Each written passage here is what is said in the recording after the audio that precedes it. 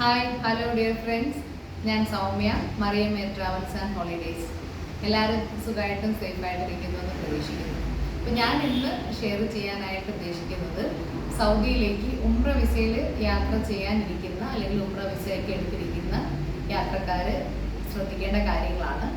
അപ്പോൾ നമുക്കിനിയിപ്പോൾ ഈ റമദാൻ കഴിഞ്ഞ് പിന്നെ അടുത്തത് ഹജ്ജിൻ്റെ ടൈമാണ്.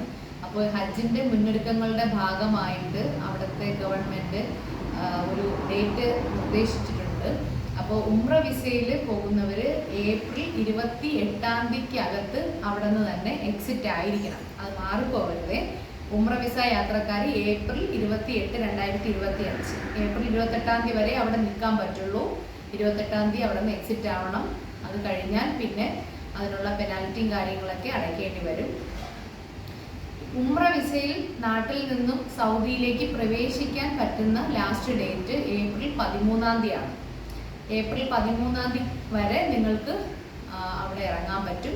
ഏപ്രിൽ 12-ാം തീയതി വരെ ഇനി 13-ാം തീയതി വേണമെങ്കിലും വിസയ്ക്ക് അപ്ലൈ ചെയ്തിട്ട് ആ ദിവസം ഇറങ്ങാം. പക്ഷെ 13-ാം തീയതി കഴിഞ്ഞാൽ പിന്നെ ഉംറ വിസയിൽ അവിടെ ഇറങ്ങാനായിട്ട് പറ്റില്ല. അതുപോലെ തന്നെ മറ്റൊരു കാര്യം, ഈ മാസം ഫെബ്രുവരി 10-ാം തീയതി മുതൽ ഉംറ വിസയിൽ യാത്ര ചെയ്യുന്ന എല്ലാവരും മെനിഞ്ചൈറ്റിസിന്റെ വാക്സിൻ എടുത്തിട്ടുണ്ടാകണം. യാത്രയ്ക്ക് പുറപ്പെടുന്നതിന്റെ 10 ദിവസം മുന്നെയെങ്കിലും ആ വാക്സിൻ എടുത്ത് അതിന്റെ സർട്ടിഫിക്കറ്റോട് കൂടി തന്നെ നിങ്ങൾ യാത്ര ചെയ്യേണ്ടതുണ്ട്. അപ്പോൾ ഇൻഫന്റ് ആയിട്ടുള്ള, അതായത് 2 വയസ്സ് വരെയുള്ള കുട്ടികൾക്ക് നിർബന്ധമില്ല. 2 വയസ്സിന് ശേഷമുള്ള എല്ലാവരും അതെടുക്കണം കേട്ടോ. അതായത് ഗവൺമെന്റ് ഹോസ്പിറ്റൽ, ജില്ലാ ഹോസ്പിറ്റൽ, മറ്റ് ഓതറൈസ്ഡ് ഹോസ്പിറ്റലിലൊക്കെ അത് കിട്ടുന്നുണ്ട്. അപ്പോൾ അത് എടുക്കുക, ഉംറയ്ക്കുള്ള ആവശ്യമാണെന്ന് പറയുക. അപ്പോൾ അതനുസരിച്ചിട്ട് തന്നെ അവരത് വാക്സിനും അതിൻ്റെ സർട്ടിഫിക്കറ്റും കാര്യങ്ങളും എല്ലാം നിങ്ങൾക്ക് തരും.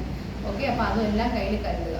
അപ്പോൾ ഉംറ വിസ യാത്രക്കാർ ഇതെല്ലാം പാലിച്ച് നിലവിലത്തെ നിയമങ്ങളൊക്കെ നോക്കിയിട്ട് വേണം യാത്ര ചെയ്യാൻ. എന്തെങ്കിലും സംശയങ്ങളുണ്ടെങ്കിൽ കമൻറ്റ് ബോക്സിൽ ചോദിച്ചാൽ മതി. നമ്മുടെ സ്ഥാപനം കൊല്ലം ജില്ലയിൽ കടയ്ക്കലാണ്. അപ്പോൾ അതിൽ വാട്സപ്പ് നമ്പർ കൊടുക്കുന്നുണ്ട്. എന്തെങ്കിലും ഡൗട്ട് ഉണ്ടെങ്കിൽ അതിലും ബന്ധപ്പെടാവുന്നതാണ്. ഞാൻ അതിലേക്ക് മറുപടി തരാം. ഓക്കെ, ഇൻഷാ അല്ലാഹ് മറ്റൊരു വീഡിയോ ആയിട്ട് കാണാം. Bye.